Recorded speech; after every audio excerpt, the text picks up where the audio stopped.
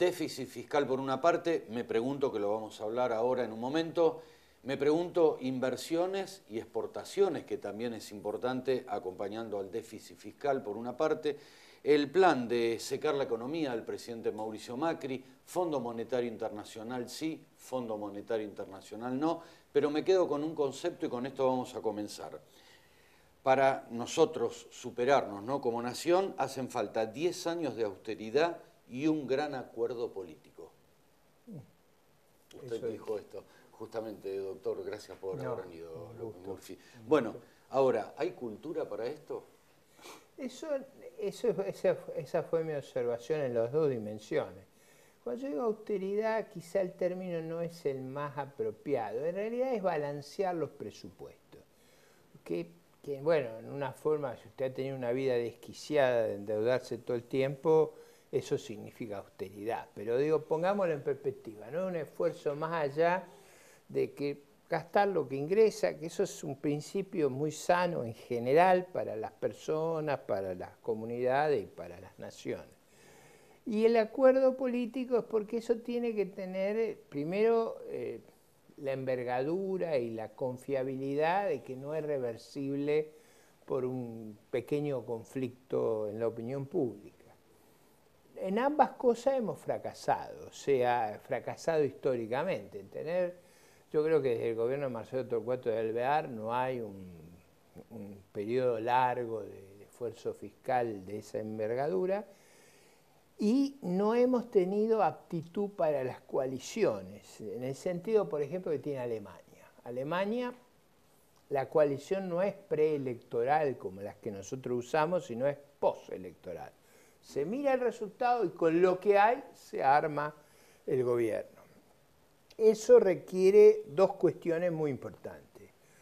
Una actitud de reconocer que el gobierno va a tener una diversidad en su composición y que va a haber que ceder mutuamente. Y la segunda, un condicionamiento en la propia campaña, que es difícil que usted establezca una coalición con quien lo ha antagonizado a matar o morir. Entonces, eso requiere otra cultura política que la que tenemos nosotros. Por eso no es un requisito menor el que yo planteo de muchos años de balance y de lograr armar una coalición. Pero yo digo, trate de pensar un esquema alternativo. Yo la verdad que no llegué a eso por una vocación por ambas cosas. Yo llegué a eso como conclusión de las dificultades que yo observaba en los mercados de capitales domésticos e internacionales y la dificultad de gobernabilidad que tiene Argentina. Entonces, no llegué por virtud, llegué por defecto a esa conclusión. Creo, sin embargo, que es la propuesta más contundente que hemos tenido en el debate público para cómo lidiar con los problemas. La alternativa a eso es un gobierno minoritario. Los gobiernos minoritarios son incapaces de actuar. O sea, están todo el tiempo a la defensiva porque como están en minoría no pueden imponer ninguna reforma. En esas condiciones, en la fragilidad que está Argentina, me parece que nos haría extremadamente vulnerables. Entonces, creo yo que esta es una propuesta muy valiosa que no puede ser tomada con ligereza, porque no veo alternativas disponibles, no podemos hacer más de lo mismo. Seguramente no, y además comparto esto, porque voy a ser honesto, yo soy amigo de las políticas del mediano y largo plazo. Y justamente cuando leí 10 años, digo, bueno, esto es, no sé, llamémosle mediano o largo plazo, y me parece oportuno. Por otra parte, doctor, digo, déficit fiscal, que lo planteé en el comienzo de esta conversación, y por otra parte, inversiones y exportaciones, que son temas sensibles también, ¿no? Bueno, es que si usted balancea el sector público, el motor natural va a ser la exportación y la inversión. O sea, la Argentina para tener una salida va a estar forzada a reemplazar los dólares que venían por deudas. O sea, nosotros, para hacer un número grosero, nosotros aproximadamente 60.000 millones traíamos por exportación y 40.000 por deuda. Esos 40.000 no están más. Entonces vamos a tener, circunstancialmente están los préstamos de emergencia del Fondo Monetario, pero eso es para que ayudar y lubricar la corrección, hacer más fácil la corrección. Pero a largo plazo no va a estar eso. Entonces los recursos que vamos a necesitar los vamos a tener que lograr básicamente vía exportación e inversión. O sea, ampliar el capital per cápita como una forma de generar empleo y permitir un mayor volumen de actividad, que es la clave para el crecimiento. No hay otra forma de crecer. Usted mencionaba el largo plazo. A mí me critican mucho porque dice que no presto mucha atención a la coyuntura. Es que yo sé que en la coyuntura hay pocas cosas que se pueden hacer. Las cosas que se pueden cambiar son en el largo plazo. Entonces, sobre el largo plazo yo tengo, y formo parte de un grupo de intelectuales, que hay un conjunto de propuestas de cómo lidiar con las dificultades que tiene Argentina, que me parece que tienen al menos el mérito de darnos una salida a la situación de fuerte deterioro que nuestro país viene experimentando hace muchas décadas, no solo recientemente. Claro, muchas décadas. O sea, muchas veces, valga esta redundancia, uno se detiene en 10, 12 o 15 años. Pero esto viene mucho más. O sea, nuestro país crece más o menos, si usted lo mira con cuidado, entre un tercio y un medio de lo que crecen los vecinos, un tercio o un cuarto de lo que crecen los asiáticos. Entonces, usted crece todo el tiempo menos, las distancias se van haciendo inmensas. Se van marcando más. Sí, y eso es muy notorio, porque nosotros éramos mucho más ricos que países que hoy son 5 veces más ricos que nosotros. Entonces, cuando usted ve ese deterioro a lo largo de 70 años, yo básicamente desde la Segunda Guerra Mundial en adelante, usted alguna pregunta le tiene que hacer. ¿Qué es lo que pasó? Y la forma mía, esa que me critican tanto de pensar, yo digo, hay 3 fuentes de crecimiento económico y no hay más. La primera es aumentar el capital per cápita. O sea, eso es ahorro, inversión. Para subir el ahorro y la inversión usted no puede tener déficit. Ahí está la respuesta.